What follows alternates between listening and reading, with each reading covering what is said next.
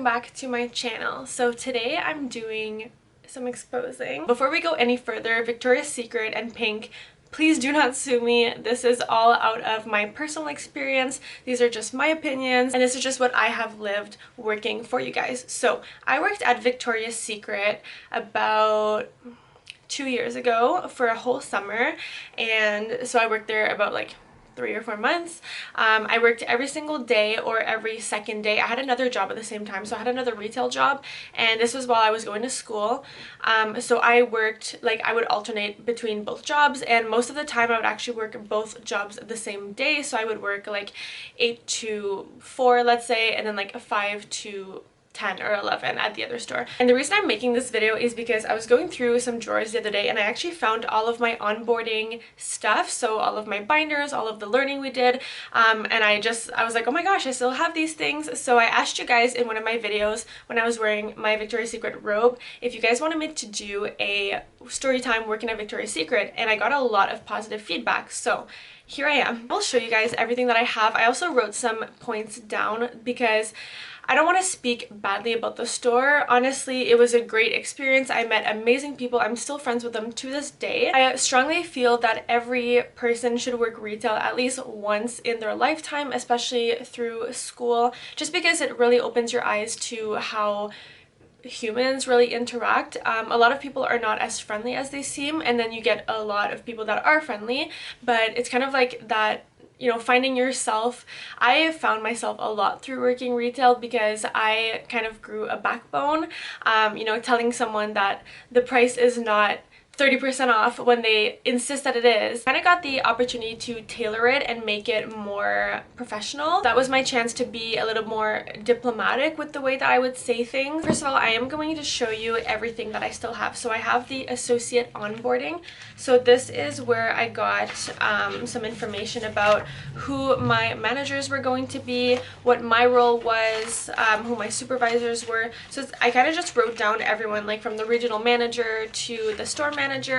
And then we got these little, so we got a thank you 10% off coupon, which I'm sure is expired 30 days after the hire, so it's way past expiry date. And then I also got these little cards, which I actually never filled out, but they are about the behaviors. So my first 30 days experience, what to expect, beauty, panties, and loyalty, and then bras. So this is like a report that I could do my first 30 days and see how much I've learned and just kind of check in. And then I got this little onboarding. So this was, I guess, the part 2 to the associate onboarding. This is mostly about the products that we sell. So I'm gonna say we a lot because when I talk about somewhere that I work, I just automatically say we, but I do not work there anymore. So here it's all about the fitting room, the experience. So the activity I will get into, it's basically all the bra learning that we did. So there was a thing called, I think it was called Victoria's Secret University or something like that. The store had a few tablets that we would go on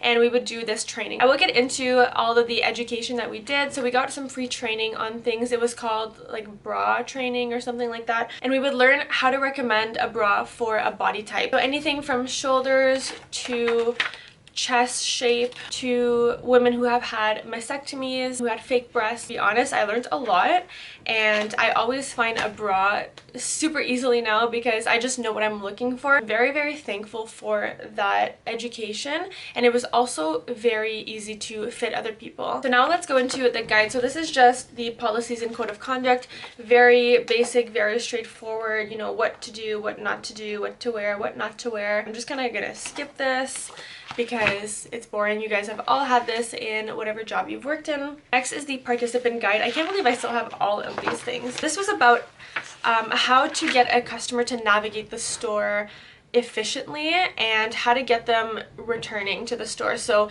what experience could we give them to keep them coming back and to recommend us to their family and their friends. The next thing I will show you guys is the associate handbook. This is literally like Victoria's Secret 101 about the employment opportunities you can get and about the dress code. Dress code at Victoria's Secret is all black. Now you can wear 10% white. I'm not sure if this has changed. This is from a few years ago. Now you could wear heels. You could wear open-toed if it had a like strap in the back. So if it was a sandal with something holding your foot in, you could wear that. So that was okay as long as they weren't like flip-flops, because for safety reasons your foot needs to stay inside your shoe. Now you can wear the pink slides only if you work at Pink. And if you work at Pink, you can wear the pink stuff.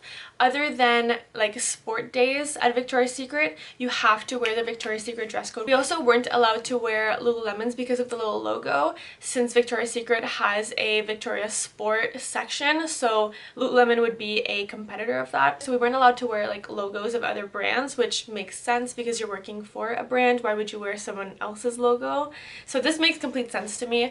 It does say in the dress code though to have natural hair color and, you know, no like showing piercings or tattoos, but that was not really the case for us. I don't know if like our store manager just didn't really care, but a lot of girls had like, you know, different colored hair.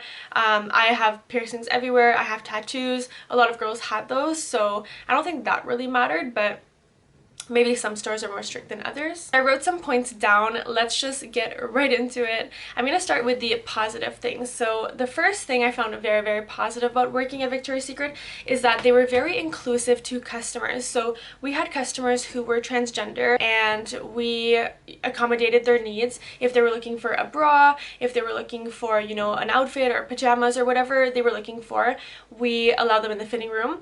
Men are not allowed in the fitting room. So we've had instances where, you know, a dad would want to go in with their daughter. That doesn't happen. A boyfriend can't go in with a girlfriend, even a husband and wife. For other guests' safety and just the feeling of being comfortable, it's only women in the dressing room. Do allow transgenders. So I thought that that was really, really cool because they are inclusive to everybody. So I thought that that was really nice. The next thing I thought was really, really cool is that if you work at Victoria's Secret, every month you have to get some training done, obviously, but once that training is done, you can get some free things. I forget what they called it. They called it something like freebie or something. There was like a word for it, but basically you get a few free things a month. So we would get some discounted perfumes, etc., but we would also get to try out the new things. So I got free sports bras, I got free bras, some free push-up bras. When the new Wicked bra came out, I got a free one, and there was a few colors that you could choose from. I think the Wicked one was just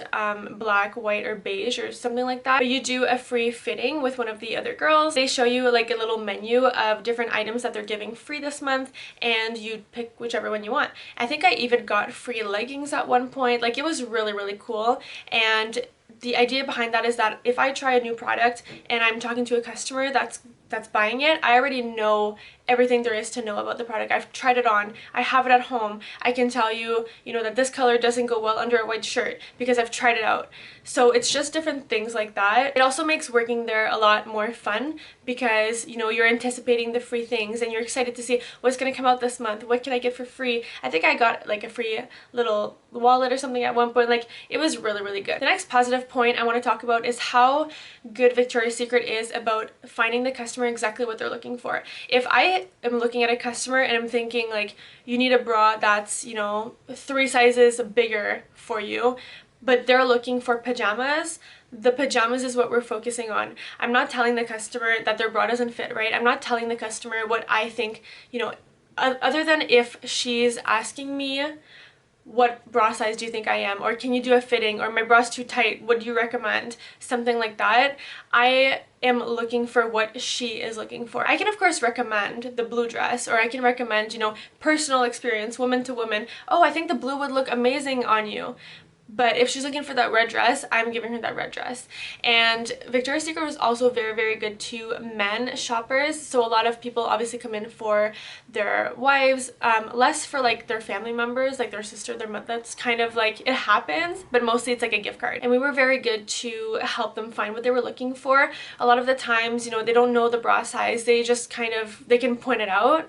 So sometimes if, you know, you felt comfortable doing that, you could say like, is she bigger or smaller than me? Or like, what do you think about, you know, that mannequin? Is that kind of what she looks like? Or so we would use our own bodies to kind of show that, only if we felt comfortable. Obviously, if it was some creepy person, because those came in a lot, like you wouldn't do that, but it's whatever you feel comfortable with. Another very positive point that I kind of touched on earlier, showing you guys the employee handbooks, is the free training. So we would have to do, I believe it was once a month, like one Sunday a month or something like that. We had to go into the store at like 8 a.m. and stay, I want to say, until 2 or 3. It was almost a whole day, and we would get paid for it, but it was free training for us to learn about the new products and the bra technology, and we would learn a lot about the body and how different bras fit, because going into Victoria's Secret, I just thought that, you know, a bra was a bra and it was about like what it looked like.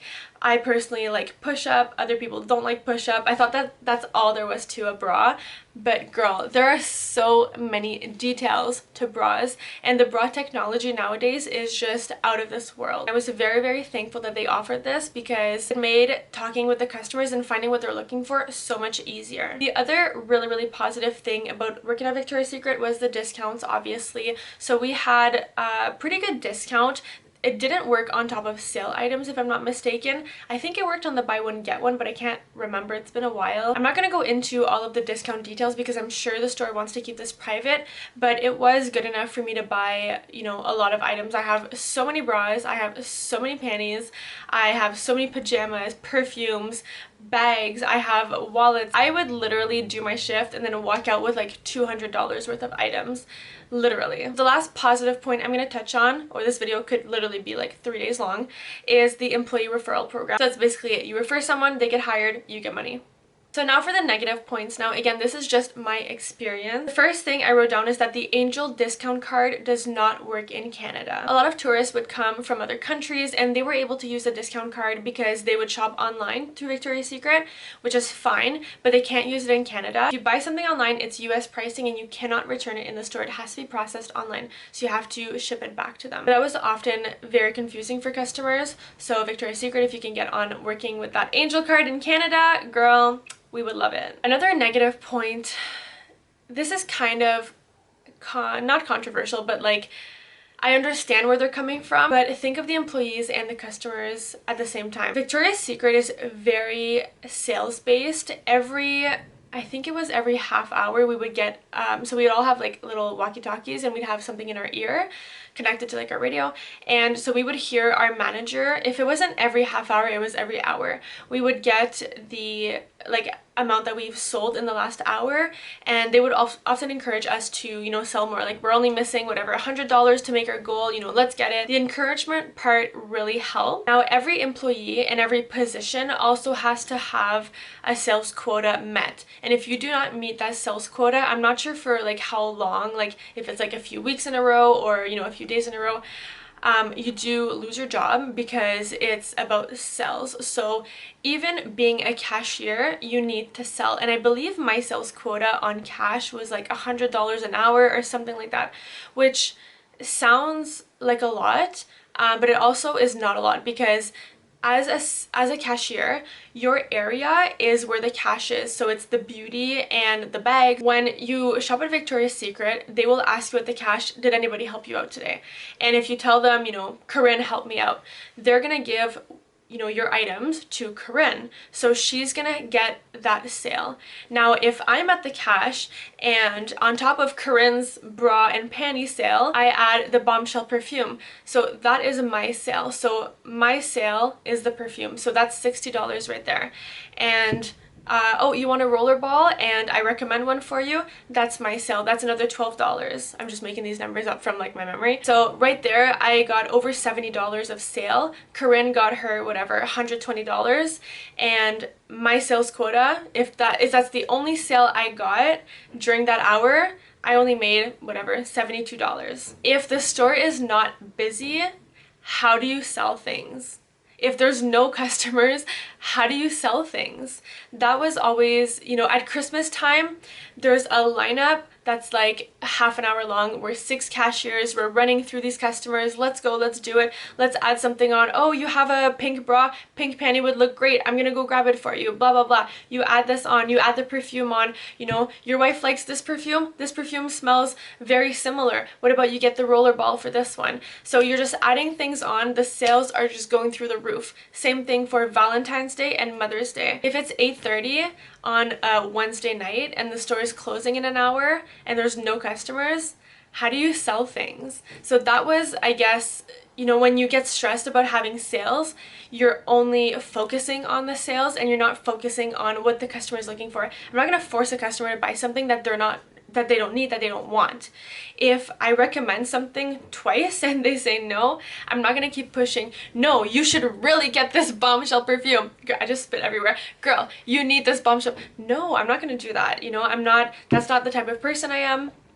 I focus on the customers, and Victoria's Secret is very, very customer focused, but it's also very sales focused. So that, I guess, was the main negative point that I found. Maybe I'm just not a good saleswoman. Some people could sell paper to a tree. That's just not me. 2 things I want to quickly touch on before I end this video. Our store had a pretty crazy manager. Now, this is not a reflection on Victoria's Secret, maybe on the reflection of who hired her, but that's a whole other story. So one of my coworkers actually had Googled our manager and found a news article about her. So she was arrested for basically helping her boyfriend out in like this big organized crime drug distribution business, and she, I think, got off with like naming people or something like that. So she didn't do jail time, but I think she was charged. There was something about like she was still guilty of something, and she was just a character. She didn't know really how to manage people, and what came out of that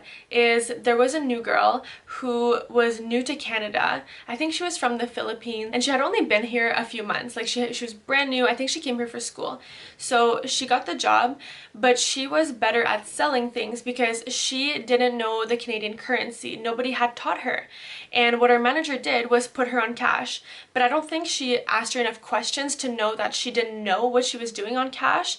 And the poor girl was just so scared to say something. She would give the wrong cash, so the cash balance was always wrong. She would she wouldn't know how to do, you know, cash back, so she would always, you know, hold up the line, and it wasn't her fault because she was put in that position. I think it's on the manager to put the person in the right position. And so when I noticed what was going on, I actually talked to my manager and I told her, I think she's better as a sales girl. She's great with the customers. They love her. Very friendly, very personable, knows exactly what she's talking about, but the money thing is not, like, she shouldn't be on cash. My manager did take my advice and this girl excelled at selling, which is exactly what I saw from her. So I don't know what happened to that manager. Apparently she got escorted out with police officers at one point and they changed all the locks, and it was just crazy, but I was gone by then.